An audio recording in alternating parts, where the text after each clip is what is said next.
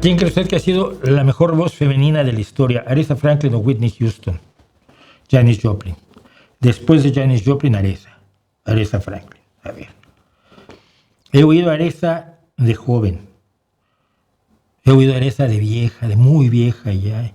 Y qué pena no poder oír a una Janis Joplin a la edad avanzadísima a la que yo llegué a oír. A la que puedes oír a Aretha Franklin aquí en YouTube. No es que haya oído y la haya oído. Ojalá la hubiera visto en vivo.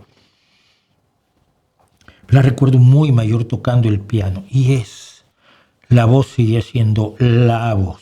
Aretha, como le dicen, Aretha, es la más grande después por supuesto de Janis Joplin, porque Aretha hizo lo que hacían todas las cantantes, pero mejor que todas las cantantes. Janis hizo lo que nadie había hecho nunca antes, ni ha podido hacer después, aunque la han tratado de copiar.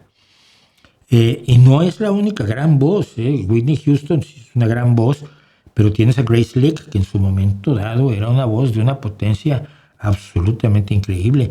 Floor Jansen me parece espectacular la voz que tiene esa mujer y la forma en que la maneja.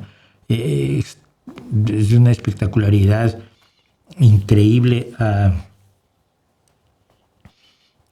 Ann Wilson de Heart es una de las voces mejores que vas a encontrar en el rock. Muchísimas grandes voces. Y en el jazz tienes primero que nada a la que ya se me olvidó su nombre seguro, que es a la más famosa, a la que llegó a cantar Don't Mean a Thing If It Ain't Got That Swing, Ella Fitzgerald.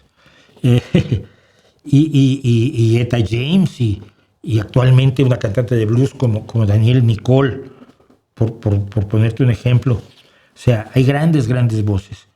Pero yo creo que en el mundo en el que te estás moviendo, Aretha Franklin y por encima de todas, Janis Joplin.